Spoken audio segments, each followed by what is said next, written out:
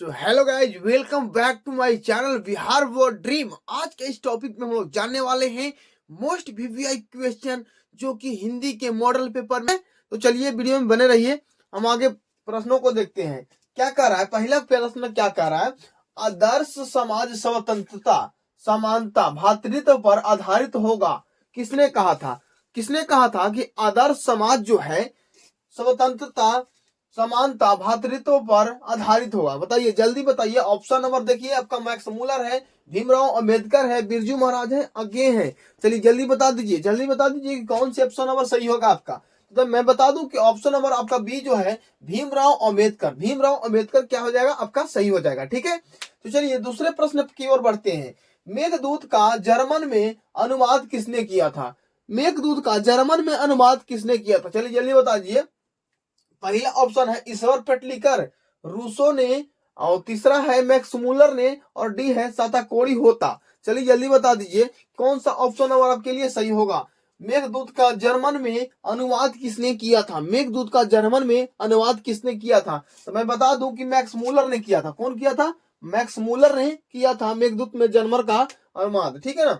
अब question number तीसरा को देखिए। द्विवेदी जी से किसने पूछा था नाखून क्यों बढ़ते हैं? मेरे भाई द्विवेदी जी से किसने पूछा था कि नाखून क्यों बढ़ते हैं? चलिए जल्दी बता दीजिए, जल्दी बता दीजिए। लड़के ने पूछा था उनके, कि लड़की ने, कि पत्नी ने, कि नौकर ने? चलिए जल्दी बता दीजिए। उनको लड़की ने पूछा था। कौन पूछा था? द्विवेदी जी से पूछा था उनको लड़की ने कि नाखून क्यों बढ़ते हैं। अगले प्रश्न की ओर बढ़ते हैं। तो अगले प्रश्न आपका क्या कह रहा है? अमरकांत लिखित कहानी का नाम है। अमरकांत जो कहानी लिखे थे उसका नाम क्या है? चलिए, ईदगाह है कि भेस है कि मछली है कि बहादुर है? जल्दी बता दीजिए। अमरकांत द्वारा जो लिखित कहानी है उसका नाम बताइए, जल्दी बता दीजिए। ऑप्शन नंबर कौन सा सही हो जाएगा? ऑप्शन नंबर आपका डी जो है बहादुर, डी है बहादुर, सही हो जाएगा। ठीक है ना। अमरकांत जो थे वो बहादुर लिखे थे। ठीक है ना। चलिए अगले प्रश्न की ओर। रोन नदी के किनारे बसे शहर का नाम है। रोन नदी, रोन नदी के किनारे बसे शहर का नाम क्या है? जल्दी बता दीजिए। देखिए, लंदन है, लाहौर है, अविन्यो है, लखनऊ है? जल्दी बता दीजिए, जल्दी बता दीजिए। ऑप्शन नंबर कौन सा सही होगा? लोन नदी के किनारे बसे शहर का नाम हो जाएगा अविन्यो। क्या हो जाएगा मेरे भाई? अविन्यो। चलिए अगले प्रश्न की ओर बढ़ते हैं। सो मेरे दोस्त, अगला क्वेश्चन क्या कर रहा है, चलिए बोर्ड पर देखते हैं। करे, राम नाम बिनु बिरथे जगी जन्मा पद में किसकी आलोचना की गई है? पद में किसकी आलोचना की गई है? राम नाम बिनु बिरथे जगी जन्मा में किसकी आलोचना की गई है? तो ऑप्शन नंबर आपका दिया गया है ब्रहा, डंबर, दूसरा है राम नाम की, गुरु ज्ञान की, और इनमें से कोई नहीं। बताइए, जल्दी से बता दीजिए मेरे दोस्त ऑप्शन कि कौन सा ऑप्शन नंबर आपका सही होगा। चलिए, राम नाम बिनु बिरथे जग जन्मा पद में किसकी आलोचना की गई है? तो आपका ब्रह्मा डंबर है, ब्रह्मा डंबर है। ठीक है, अगले प्रश्न की ओर बढ़ते हैं। भारत माता कहाँ निवास करती है? भारत माता कहाँ निवास करती है? जल्दी बताइए। ऑप्शन नंबर आपका है शहर में, पहाड़ पर, गांव में, नदी में? कहां पर? जल्दी बताइए, जल्दी बता दीजिए कि भारत माता कहाँ निवास करती है। तो देखिए, भारत माता जो है भारत के गांव में निवास करती है। कहां पर निवास करती है? भारत के गांव में निवास करती है। चलिए अगले प्रश्न की ओर बढ़ते हैं। कह रहे 8वां प्रश्न क्या कह रहा है? स्वदेशी शीर्षक पाठ के रचनाकार कौन है? स्वदेशी के रचनाकार जो है कौन है? जल्दी बता दीजिए। ऑप्शन नंबर आपके पास है रामधन, रामधन, मालधनी, श्यामधन, प्रेमधन? जल्दी बता दीजिए कौन से ऑप्शन नंबर आपका सही हो जाएगा, कि रामधन होगा, कि मालधनी होगा, कि श्यामधन होगा, कि प्रेमधन होगा? जल्दी बता दीजिए।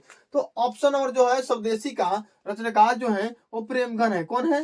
प्रेमघन है। स्वदेशी के रचनाकार कौन है? प्रेमघन है। चलिए अगले प्रश्न की ओर बढ़ते हैं। अक्षर ज्ञान कविता में पंक्ति से क्या उत्तर जाता है? अक्षर ज्ञान कविता में पंक्ति से क्या उत्तर जाता है? चलिए जल्दी बता दीजिए। ऑप्शन नंबर देखिए, क, दूसरा में है ख, सी में है ग, डी में है ख? जल्दी बता दीजिए, जल्दी बता दीजिए मेरे दोस्त। अक्षर ज्ञान कविता में पंक्ति से क्या उत्तर जाती है? तो आपका बता दूं कि पंक्ति से ख उत्तर जाती है। क्या जाती है? ख उत्तर जाती है। अगले प्रश्न की ओर हम लोग बढ़ते हैं। कवि अगले जन्म में कहाँ लौटकर आने की बात करता है? जो कवि है अगले जन्म में कहाँ लौट के आने की बात करता है? ऑप्शन नंबर आपका है बिहार में, उड़ीसा में, बंगाल में, नेपाल में? जल्दी बता दीजिए, जल्दी बताइए। तो कहां पर लौट के आने की अगले जन्म में बात करती है कवि? तो बंगाल में। कहां पड़ी? बंगाल में। ठीक है, चलिए अगले प्रश्न की ओर बढ़ते हैं। डॉक्टर भीमराव अंबेडकर बेरोजगारी का प्रमुख और अप्रत्यक्ष कारण मानते हैं। किसको मानते हैं? जल्दी बताइए।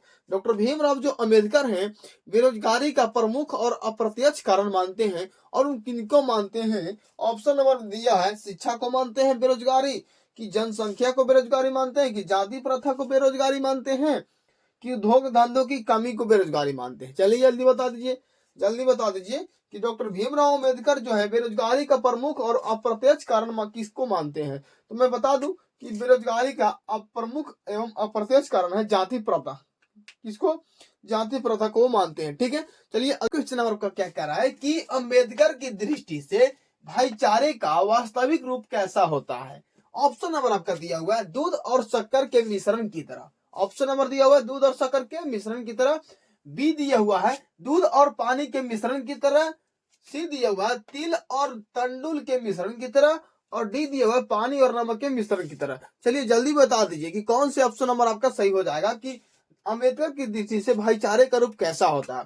तो देखिए अम्बेडकर की दृष्टि से भाईचारे का जो रूप होता है वो दूध और पानी के मिश्रण की तरह होता है। ठीक है, दूध और पानी के मिश्रण की तरह। अगले प्रश्न क्या कर रहा है कि मदन किसका पुत्र था? मदन जो था वो किसका पुत्र था? ठीक है, तो प्रश्न में ऑप्शन दिया हुआ है सेन साहब के पुत्र था, कि गिरधर के पुत्र था, कि सोफर और सिंह साहब के था। किसका था बताइए, जल्दी बता दीजिए कि जो मदन था वो किसका पुत्र था। चलिए ऑप्शन नंबर आपका बी जो है गिरधर, गिरधर पर टिक में लगा दीजिएगा। बी गिरधर जो है, मदन जो था वो गिरधर के बेटा था। मदन जो था किसका बेटा था? गिरधर के बेटा। ठीक है ना। अब देखिए विष के दांत में कैसी कहानी है? विष के दांत जो है वो कैसी कहानी है? तो देखिए विष की दांत जो है वो कैसी कहानी है? तो मनोवैज्ञानिक कहानी है। कैसी कहानी है? मनोवैज्ञानिक। नहीं आपका सामाजिक है और नहीं ऐतिहासिक है और नहीं धार्मिक है। देखिए धार्मिक किसको बोलेंगे? जिसमें धर्म के बारे में चर्चा हो। ऐतिहासिक जिसमें इतिहास के बारे में, और सामाजिक जिसमें समाज के बारे में। लेकिन ये आपको जो विष के दांत जो है ना, विष के दांत वो मनोवैज्ञानिक है। ठीक है ना, मनोवैज्ञानिक। इस पर लॉक कर दीजिएगा। ठीक है, और देखिए 15वां नंबर क्वेश्चन क्या कर रहा है? प्रत्न मानव का अर्थ क्या है? प्रत्न मानव जो है उसका अर्थ क्या होता है? ऑप्शन नंबर आपका है लघु मानव, कि महामानव, कि प्राचीन मानव, कि निर्धन मानव। जल्दी बता दीजिए कि जो प्रत्न मानव है उसका अर्थ क्या होता है? प्रत्न मानव का अर्थ क्या होता है? जल्दी बता दीजिए। तो ऑप्शन नंबर प्राचीन, ऑप्शन नंबर सी जो है प्राचीन मानव होता है। प्रत्न मानव का अर्थ होता है प्राचीन मानव। प्रत्न मानव का अर्थ होता है प्राचीन मानव। चलिए हकर्ष थे, हकर्ष जो थे वो क्या थे? वनस्पति वैज्ञानिक थे, कि भूगर्भ वैज्ञानिक थे, कि प्राणी वैज्ञानिक थे, कि पुरातात्विक थे? ठीक, जल्दी बता दीजिए कौन से वैज्ञानिक थे? हकर्ष जो थे हकर्ष थे कौन सा वैज्ञानिक थे? वनस्पति वैज्ञानिक थे। हकर्ष जो थे वो कौन से वैज्ञानिक थे? वनस्पति वैज्ञानिक। ठीक है, अगले प्रश्न की ओर बढ़ते हैं। क्या करना है? बेतमा, बेतम्मा कहाँ है? बेतम्मा कहाँ है? बेतम्मा कहाँ है? इंदौर में है, कि इलाहाबाद के पास है, कि पुणे के पास है, कि पटना के पास है? जल्दी बता दीजिए। बेतम्मा कहाँ है? तो इंदौर के पास है। कहाँ है? इंदौर के पास है। अब देखिए आपके 18वें नंबर क्वेश्चन क्या कर रहा है कि रिश्तेदार की पत्नी को कितने रुपए खो गए थे? रिश्तेदार की पत्नी को कितने रुपए खो गए थे? पहला ऑप्शन नंबर दे रखा है 11 रुपया, दूसरा ऑप्शन दे रखा है 50 रुपया, तीसरा दे रखा है 20 रुपया और चौथा दे रखा है 100 रुपया। तो जल्दी से बता दीजिए कि रिश्तेदार की पत्नी को कितने रुपए खो गए थे? ऑप्शन नंबर ए आपका क्या हो जाएगा? सही हो जाएगा, 11 रुपए खो गए थे। कितने रुपए खो गए थे? 11 रुपए खो गए थे। अब शेक्सपियर कौन थे?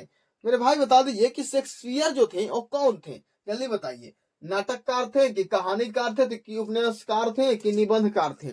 जल्दी बता दीजिए कि शेक्सपियर कौन थे? तो शेक्सपियर जो थे वो नाटककार थे। कौन थे? वो नाटककार थे। शेक्सपियर जो थे वो नाटककार थे। ठीक है ना। 20वां नंबर क्वेश्चन देखिए, बिरजू महाराज को संगीत नाटक अकादमी पुरस्कार कब प्राप्त हुआ?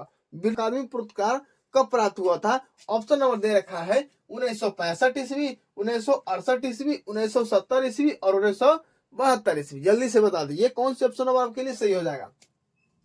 तो देखिए बिरजू महाराज जो थे उनका संगीत नाटक अकादमी पुरस्कार सन 1965 ईस्वी में मिला था। सन 1965 ईस्वी में मिला था। ठीक है ना। अब देखिए अगला क्वेश्चन क्या कर रहा है? शहर अब भी संभावना है, यह कृति किसकी है? शहर अब भी संभावना है, यह कृति किसकी थी? शहर अब भी समाना है, यह कृति किसकी थी? अशोक वाजपेयी की कृति थी। शहर अब भी समाना है, यह अशोक वाजपेयी की कृति थी। ठीक है, अगले क्वेश्चन की ओर बढ़ते हैं। संतु मछली लेकर क्यों भागा? जो संतु था वो बाजार में मछली पापा के साथ में खरीदने गया था। तो संतु जो था मछली लेकर क्यों भाग गया था? क्योंकि उसको मछली को कुएं में डालना था, पोसना था। ठीक है ना। तो देखिए, आपका बेचने के लिए भी नहीं ले गया था वो, नहीं खाने के लिए ले गया था, नहीं काटने के लिए ले गया था। कहाँ ले गया था? कुएं में डालने के लिए। ठीक है ना। वो सोचता था कि हम कुएं में डालकर मछली को पोसेंगे और जब मन करेगा तब निकाल कर उससे खेलेंगे। ठीक है ना। अगला क्वेश्चन क्या करा? सुलोचना क्या थी? सुलोचना क्या थी? तो देखिए, सुलोचना नहीं डांसर थी, नर्तकी नहीं थी, ठीक है ना, गायिका भी नहीं थी और मंत्री भी नहीं थी। ठीक है ना। सुलोचना जो थी वो आपका क्या थी? अभिनेत्री। सुलोचना क्या थी? अभिनेत्री। तो उम्मीद करते हैं मेरे दोस्त आपको वीडियो अच्छा लगा होगा। अगर अभी तक आपने मेरे चैनल को सब्सक्राइब नहीं किया है तो मेरे चैनल को सब्सक्राइब कर दीजिए। हम मिलते हैं दूसरे वीडियो में, दूसरे पार्ट में। तब तक के लिए जय हिंद।